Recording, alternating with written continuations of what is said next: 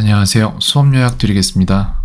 오늘 같은 경우에는 요 근래에 태풍이 왔죠. 태풍인가요? 뭐 그렇게 부르죠 아마? 흰남노 뭐 태풍 와가지고 저는 그쪽 지방에 약간 문제 있지 않을까라고 걱정을 해서 물어봤는데 다행히 별일 없었는 것 같더라고요. 네, 그래서 그런 얘기 잠깐 하면서 날씨에 대한 얘기를 약간 해봤고요. 그 다음에 뭐 다 알더라고요. 저는 몰라서 태풍이란 말을 못하나 했는데 딱히 태풍이랄 것까지는 없는 그런 게 왔더라고요. 그쪽에는.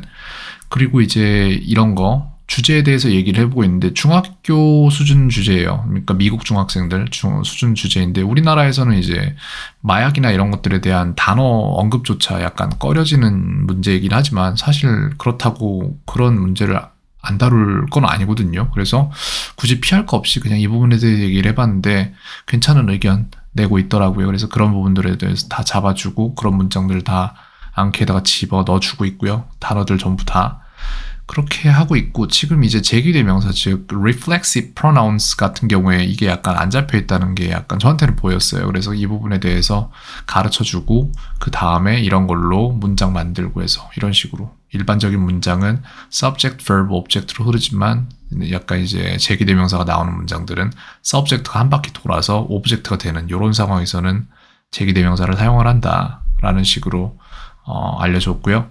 그 다음에 이제 예를 들어서 이런 문제를 냈죠. yourself를 이용해서 문장을 하나 만드세요라고 했는데 그렇게 어려운 부분은 아닌데 굉장히 오래 걸렸어요. 이것 또한 이제 학생이 가진 문제라고는 말을 안 하겠습니다. 문제란 단어를 쓰긴 좀 그런데 문제는 아닌데 딱히 근데 좀 더 좋아질 여지는 있어요. 그래서 이거 같은 경우에도 조금 오래 기다렸어야 되는 케이스였는데 간단한 문장을 만들었죠. You have to teach yourself라는 문장을 만들었는데 시간이 생각보다 오래 걸렸어요. 이 부분 왜 그러냐면 학생이랑 얘기를 전에도 나눠본 바 머릿속에 그러니까 어떠한 문장이 머릿속에 없어서 말을 못하는 게 아니라 머릿속에 생각이 많아서 말을 끄집어내지 못하는 상황인 거예요. 그렇기 때문에 이 부분을 저는 학생한테 가르쳐줬던 게 이건 똑같은 케이스예요. 사람들 이런 케이스 많죠. 정당하지 못한 대우를 받았는데 거기에 대해서 화를 냈어야 했는데 그러지를 못하고 집에 와서 생각해보면서 분해서 울 수도 있고 내지는 뭐 글쎄요. 두고두고 떠올리면서 그게 트라우마가 될 수도 있고 이런 부분들이 있는데 이런 부분들을 자극하는 사람들의 무리를 우리는 나르시시스트라고 하는데 이런 사람들이 이제 남에게 공감을 잘 못하죠. 안 하는 거라고 얘기는 하겠지만 못하는 겁니다. 그 다음에 남에게 자신이 깔고 있는 거를 질색하는 부분도 있고 항상 권력을 가져야 되고 그렇기 때문에 주요 무기로는 가스라이팅을 사용을 하는데 이런 사람들에게 이제 그냥 그 사람들은 본능적으로 가지고 태어난 거를 아무한테나 막 갖다 쓰는 건데 그런 거에 당해서 이제 나중에 피해를 보는 사람들이 있어요. 감정적으로. 저도 그런 거를 좀 당하는 케이스였던 기억이 있습니다. 저는 이제 그런 거를 벗어나는 방안으로 되려 이런 거를 제가 겪을 때 완전히 감당할 수 없을 정도로 화를 내버리는 모습으로도 살아왔고 아예 할 말도 못하는 모습으로도 그 이전에는 살아왔었고요. 그 다음에 이제 정반 합을 거쳐서 할 말은 정확히 해서 논리적으로 눌러버리는 사람이 됐죠. 그렇게 됐는데 그때 제게 필요했던 도구는 이거였어요. 이 사람들의 무기가 가스라이팅이었다면 제게 필요한 도구는 호흡이었습니다. 그래서 저 같은 경우에는 누가 이렇게 저한테 어떠한 안 좋은 의도로서 뭔가 말을 할 때 있어요. 여자도 마찬가지, 남자도 마찬가지 이런 것들을 갖고 있는데 저 같은 경우에 이럴 때 그 사람들은 그대로 쳐다보면서 호흡을 합니다. 그냥 길게. 이렇게 하고 길게 다시 뿜으면서 생각을 계속 유지를 해요. 그냥.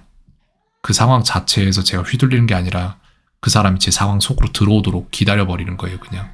그 사람이 뭐라고 하든 상관이 없습니다. 제가 더 센 걸 아니까. 그래서 그렇게 하는데 이런 경우도 마찬가지고 아마 가스라이팅 같은 걸 당하거나 그런 경우도 마찬가지일 거예요. 거기에서 한 가지 무기가 필요했다면 호흡이라고 생각을 했습니다. 네, 그런 식으로 하고 있고요. 그래서 이런 제시를 한번 주고 싶었어요. 오늘 그래서 그 얘기를 잠깐 해봤고 그 다음에 또 재밌는 부분은 이거는 이해하실 수 있을지 모르겠는데 저는 명상을 되게 오래 했기 때문에 예를 들어 운전을 할 때 운전자가 굉장히 예의 바르지 못한 운전자들도 있죠. 끼어들고 나서 내지는 뭐 빵빵거린다거나 뒤에서 그런 사람들도 있는데 제가 그 사람들이랑 내려서 싸워도 저는 이길 것 같거든요. 근데 상관없고 그렇게 하지 않아요. 근데 저는 이미 그것에 대해서 감정이 상했다면은 그렇다면 이것은 제가 의식 속에서 의식적으로 그 사람을 용서할 수 있는 부분이 아니에요. 절대로. 이거는 계속해서 떠올라서 저는 그 상황으로 돌아가서 복귀하면서 그때 가서 화내지 못했던 걸 제가 화를 내거나 이러고 있을 거예요. 아마 마음속에서.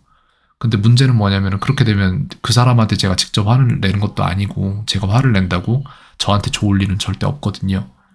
저는 이 상황에서는 명상을 해요. 명상을 하고 그 사람을 1대1로 대면해서 제가 가진 모든 좋은 것을 주고 날숨에 보내주고 그 사람이 가진 가장 안 좋은 것들을 제 들숨으로 다시 흡수해서 날숨으로 다시 돌려줘요. 이런 식으로 해서 그 사람과 화해를 해요. 명상 속에서. 그렇게 하지 않으면은, 녹여내지 않으면은 이게 계속 감정에 남아서 그 찌꺼기로서 오래 가거든요. 이런 게 많아지면 화가 늘고. 그래서 이런 부분도 만약에 아이에게 발생을 한다면은, 그렇면은 그런 식으로 좀 가르쳐 줄 수 있을 것 같아요. 어쨌건 그렇습니다. 긴 말이 되게 말이 길어졌는데 이런 부분도 있다라는 거를 한 번쯤은 아시면 좋겠다라는 생각이 들었습니다.